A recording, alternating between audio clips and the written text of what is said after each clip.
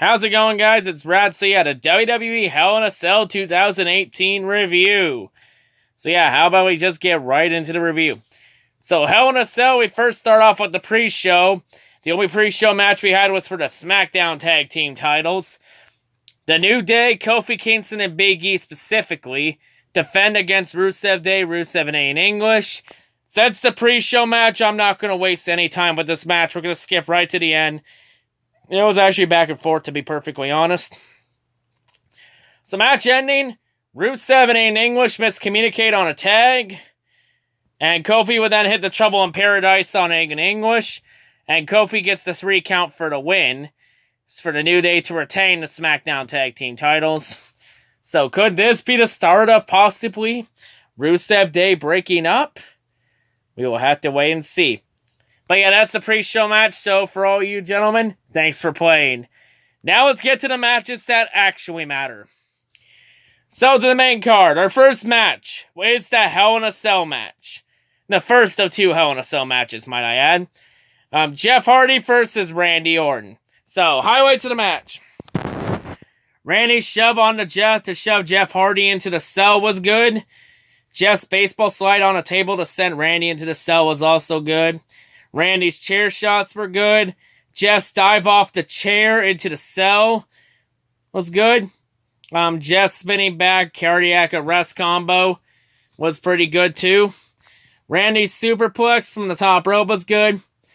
Jeff's whisper in the wind was also good. Randy's superplex into the ladder. Suplex slam into the ladder was brutal, goddamn. Randy would actually grab a piece of Jeff Hardy's belt that came off and would whip Jeff Hardy with it. Randy would stomp through the ladder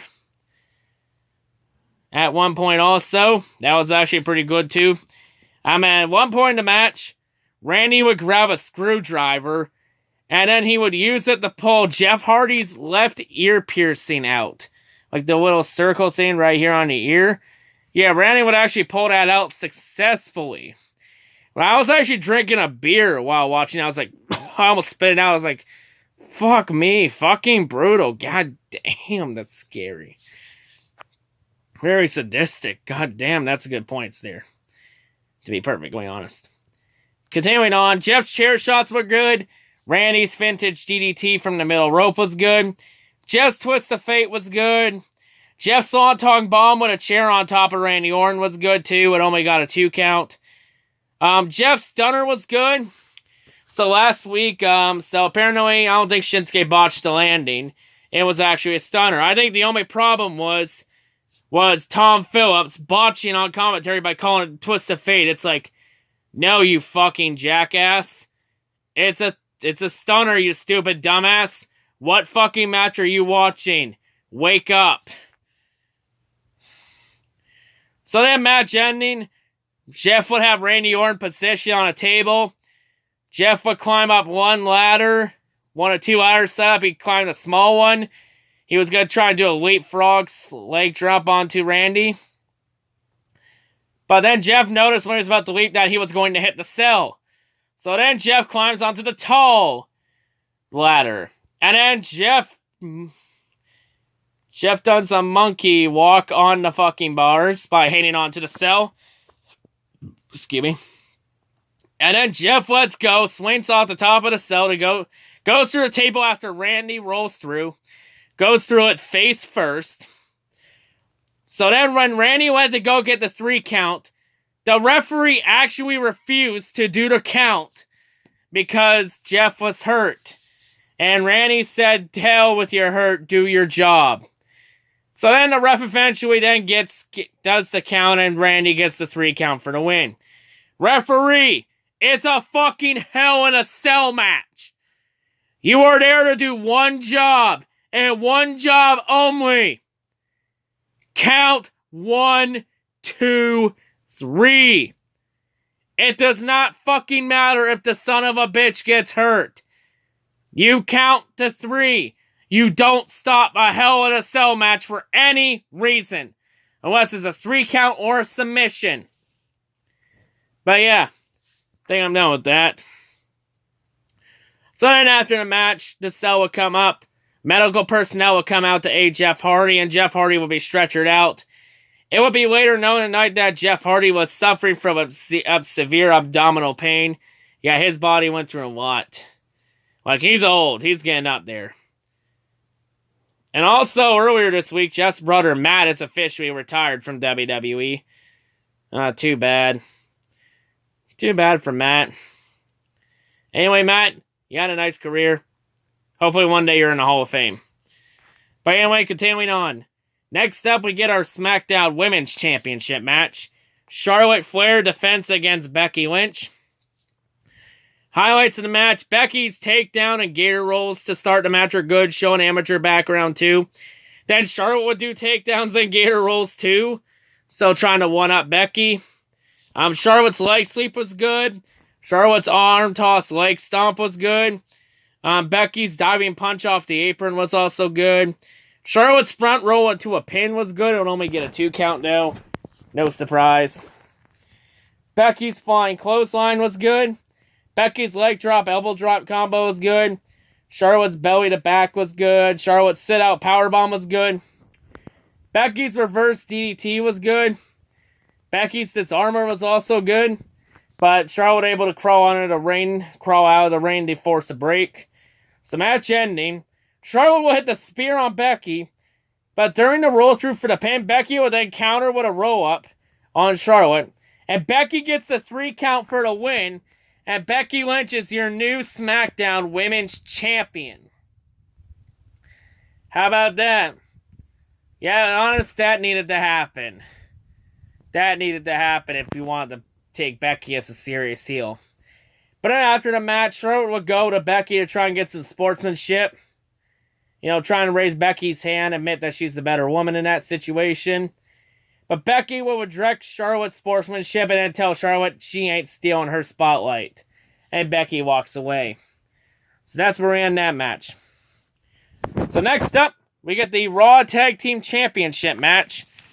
We got Dolph Ziggler and Drew McIntyre defending against Intercontinental Champion Seth Rollins and Dean Ambrose. Highlights of the match: Seth's hip toss was good. Dean's clothesline followed by Seth's knee drop and Dean's elbow drop combo was good. Dean's drop kick into a leg sweep was also good. Dean's drop onto the top rope was also good. Seth's swing blade and spin kick are also good. Dolph's DDT was on point. Drew's flying stomp was also on point, well executed. Seth's jawbreaker was good. Dolph's elbow drop was good, along with a sleeper. Seth's side slam was good. Drew's reverse Alabama slam was good. Seth's blockbuster was also good. Dean's jackknife was also great. Drew's overhead belly to belly was also good. Seth's springboard clothesline was good. Dean's suicide dive was well executed. Great job. Seth's Falcon Arrow was good, followed by his buckle bomb. Seth's flying knee was also good. Dolph's zigzag was well executed. It'll only get a 2 count though, so a near fall. Seth's super kick and frog splash was good. Drew's flying clothesline was also good. So to the match ending, Seth will hit the super kick on Drew. Seth did the super kick. Actually, superplex. And as Seth is going for the Falcon's Arrow, Drew would hit the Claymore, and Dolph would fall on top to get the 3 count for the win, to retain the Raw Tag Team titles. So they are victorious. So then next up, we get to our WWE Championship match. AJ Styles defense against Samoa Joe. All I have to say is, why the fuck is this match in the mid-card? Why isn't AJ Styles getting the respect he rightfully deserves? Like, this is one of your most prestigious titles in the company. This should be one of the main headline matches. This match should either be main eventing or co-main eventing your pay-per-views. Not being in the goddamn mid-card. Like, Jesus Christ, this company's dumb. Like, throughout AJ's entire title run, AJ's only had 2 pay-per-views where he's main evented with the WWE title. Those being Clash of Champions last year, and Fastlane earlier this year. Only 2. But anyway, back to the match itself. Highlights of the match. Samoa Joe's strikes and kicks were good. AJ's drop kick was good. AJ's sliding knee on the apron was good, along with his baseball slide. Samoa Joe's kick in midair to counter an AJ dive was good. Joe's leg sweep was good, followed by his running knee in the corner. Joe's splash and Sagiri combo in the corner was also good. Joe's suicide dive was really good and very impressive for a guy his size. Samoa Joe's shoulder tackle was good. AJ's leg sweep in the corner was good, along with his flying splash. AJ selling the course throughout the match, really good. AJ knows how to tell a story in that match. AJ's sliding forearm was good, along with his moonsault into a reverse DDT. Very good sequence there from AJ, good job. Joe's powerbomb was good. Samoa Joe would do the STF on AJ, it was good. AJ would get a rope break though. Reason I mention this, Samoa Joe can hit that STF better than John Cena ever did. But then again, it's not that hard since John Cena makes professional wrestling look as fake as possible. But yeah, continuing on. AJ's rock bomb was good along with springboard 450. Joe's slingshot and his big clothesline was good. Joe's enziguri was good. AJ along with AJ's Pele kick. So match ending. Samoa Joe would have the coquina clutch locked in on AJ. But AJ would roll through to get a roll up. AJ would get the 3 count for the win. But as the ref was counting 3, AJ would do what looked like a tap out signal on Joe's chest.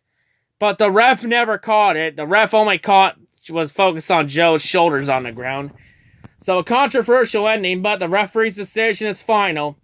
So AJ retains the WWE Championship. Of course, after the match, Joe was irate. Joe would grab AJ's WWE title from the ref. Then AJ would attack Joe with an enziguri kick for post-match assault. And Joe would get out of the ring. AJ would stand tall. But yeah, later on tonight, Joe would complain to Paige about it. And then Paige announced that in 3 weeks, AJ Styles will defend against Samoa Joe at that WWE Super Showdown house show in Australia. And in that match, there must be a winner.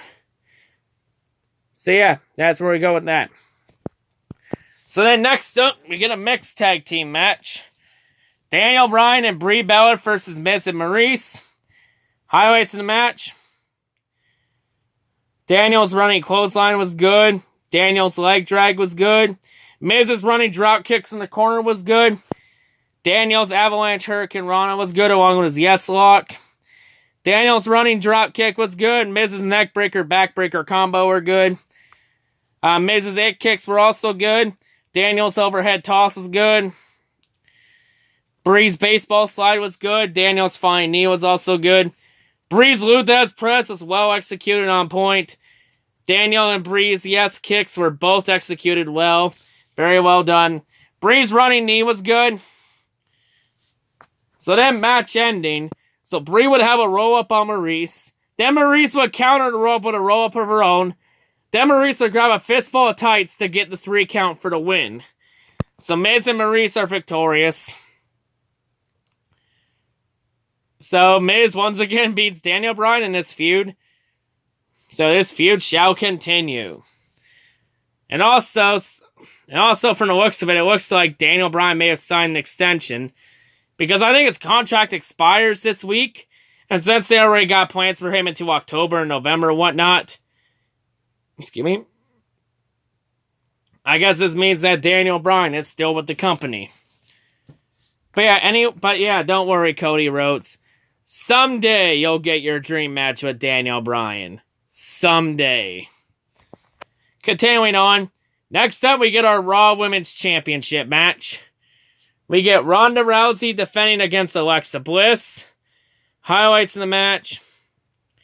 Ronda's judo throw to start the match was good. Ronda's fireman's carry was good. Really showing amateur wrestling background. Ronda's arm drag into a monkey flip was good. Ronda's overhead throw was good. Ronda would actually throw Alexa Bliss into Mickie James and Alicia Fox. Also, quick note. What the fuck was Alicia Fox wearing at ringside tonight? Like, what the fuck was that shit?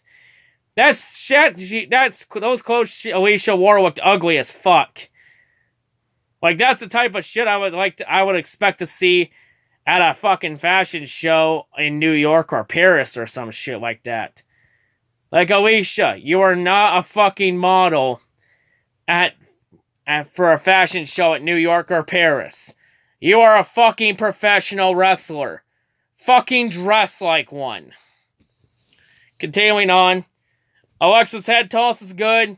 Alexa's double knees were good along with her drop kick.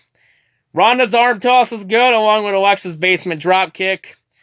Ronda and Alexa would do a double crossbody. Well executed, on point from both of the ladies. Good job. Ronda's jackknife powerbomb was good along with her strikes. Ronda's front roll into a fireman's carry was also good. Match ending. Ronda would walk in the armbar and Alexa Bliss. Alexa would immediately tap out for the submission victory. So Ronda Rousey retains and is still your Raw Women's Champion. So Ronda is successful in her first Raw Women's title defense. And she's still undefeated on the main roster. Good job, Ronda. She's really improving each and every match. She's always improving. She's getting better. She's almost there. But of course, next up, we get to the match I'm now looking forward to. Next up, the Hell in a Cell match for the Universal Championship with special guest referee Mick Foley. So Mick Foley comes out, he gets a good pop. Braun Strowman comes out, he gets a good pop. I don't know if this match is a Money in the Bank cash-in because Braun didn't come out with the briefcase. Because usually when you do a Money in the Bank cash-in, even when you announce in advance, you bring the briefcase out with you and hand it to the ref. Like John Cena did that in 2012 when he announced the week in advance he was cashing in. And RVD brought his briefcase out when he announced a month in advance he was cashing in. But Braun Strowman, he didn't bring his briefcase out, so I don't think that classifies as a Money in the Bank cash-in. We'll have to see Monday night. But anyway, Braun comes out, gets a good pop. Boring fuckface comes out, gets booed out of the building. So once again, Vince, congratulations. You still can't get Roman over with the crowd. You tried to mute the crowd this time, but guess what, Vince? You can't trick me that easy. You can't end the memes that easy. But he's only out there for reaction. And yet you try and mute the fucking crowd when he gets a reaction. WWE is just fucking hypocrites at this point with Roman. They'll find any excuse possible. There's companies that petty. So boring fuckface comes out, gets booed. Same boring entrance. Holds that title on his shoulder like a sack of crap. So right before the match, after both men were introduced, and right before Mick Foley was about to ring the bell, Braun would pull the title right out of Roman's hands and pose with it. Then Roman would strike Braun, and since this happened right before the bell ring, it does count as pre-match assault. So then after that punch, the bell rings. So to the match itself, highlights and Roman fails in the match. So Roman's clotheslines to shin in the corner were always shit. Roman's punches were terrible. Braun's shoulder tackle into the cell on Roman was good. Roman's selling was god-awful again. Braun's shoulder tackle was good. Roman's drive-by was garbage again. And also, quick note, every time Roman was getting on momentum, there was some lady in the crowd doing a high-pitched scream. Every time she did the scream, I was like, somebody shut that bitch up. Like, one time I get it, but almost 20 times a match, like, it gets annoying really fast. Like, goddamn. Continuing on. Braun's chokeslam on the apron was good. Roman's kendo stick strikes were reckless. He needs to be careful with them. Same deal with chair shots. Roman's DDT onto a steel chair was garbage. He didn't even have good form in it. And guess what? That got a 2 count. A kick out. Because you know, it's not a Roman match without spamming the fucking shit out of kickouts. Like, seriously. They do a move, kick out, move, kick out, move, kick out, move, kick out, move, kick out, move, kick out, move, kick out. Like, they almost do like fucking 100 kickouts a match. Like, it gets annoying really fast. Because they know by spamming the shit out of kickouts, that's what will get it over with the crowd. When really, it doesn't. It should do the complete opposite. Because it devalues that match. And it devalues every single match on the card that didn't have this shit. God damn it. But yeah, continuing on. Roman would then hit 2 stupid man punches. Braun would then hit a choke slam. That would get a kick out. Roman would hit another stupid man. That would get a kick out. Braun would hit a shot. Would hit 2 shots with a steel steps. The second one was stolen a kick out. After that, then Braun calls Roman a moron. Roman Reigns. Nobody call me moron. Then Braun hits the running power slam on Roman. That would get a 2 count. So already we have 4 or more kickouts. So now 5 kickouts total in this match. Then Roman would hit 2 stupid man punches. Yeah, they really spammed the stupid man punches here. Stupid man punch, stupid man punch, stupid man punch, stupid man punch. 5 stupid man punches.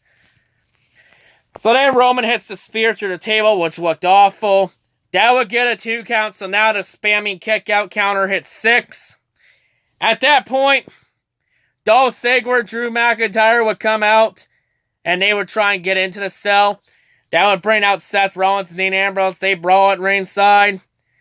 So then Ziggler and Rollins would then climb to the top of the cell. Drew would come up too, along with Dean with a kendo stick. Dean would strike Dolph and Drew with the kendo sticks until Drew would intercept it. Dean and Drew would lay each other out with clotheslines at the same time. It was on sync. Well done. Seth and Dolph would climb halfway down the cell. Both of them would bash each other's face off the cell before both of them would go through the announce tables at ringside. And then after that, Brock Lesnar's music hits. And then Brock Lesnar comes out with Paul Heyman. So then Brock goes up. Brock walks right up to the cell. And I'm not kidding you. Brock would literally kick the cell door off its hinges to the ground since it was locked. Yeah, Brock would go in, Sparta kick the door down. Yeah, no cell door is going to keep Brock Lesnar out.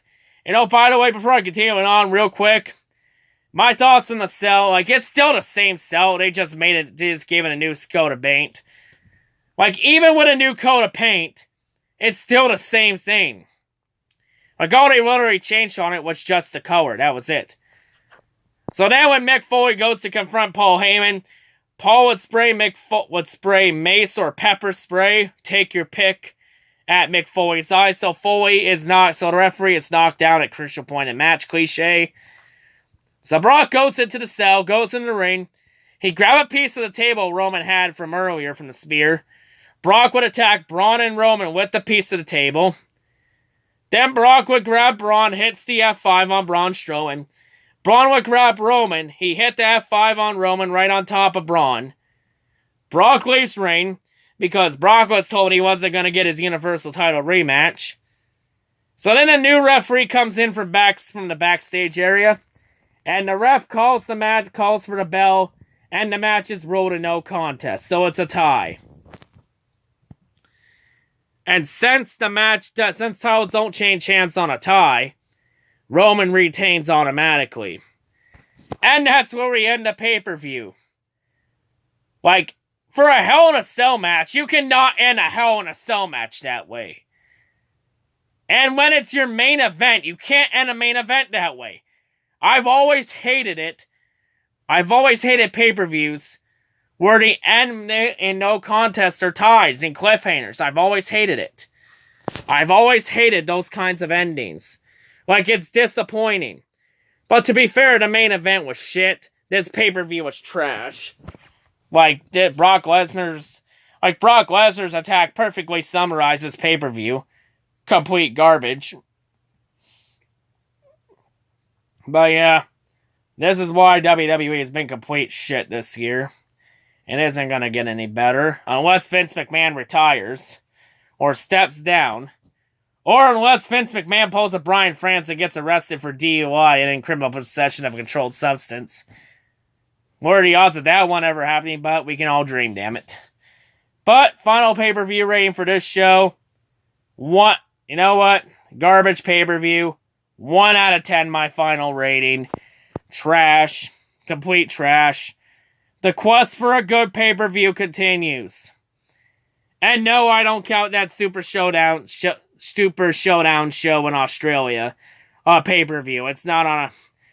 It's just a fucking house show with a spiffy name just so Vince can try and squeeze extra cash out because this company's so far down the shitter. But yeah. That's all I gotta say. Hope everyone has a great day. What a terrible fucking pay-per-view. When Hell in a Cell was in Detroit last year... I got this shirt at the show last year when I was in Detroit. This show was a hell of a lot better last year in Detroit than in San Antonio. Let that sink in. But yeah, that's all I gotta say. Hope everyone has a great day, and yeah, peace out.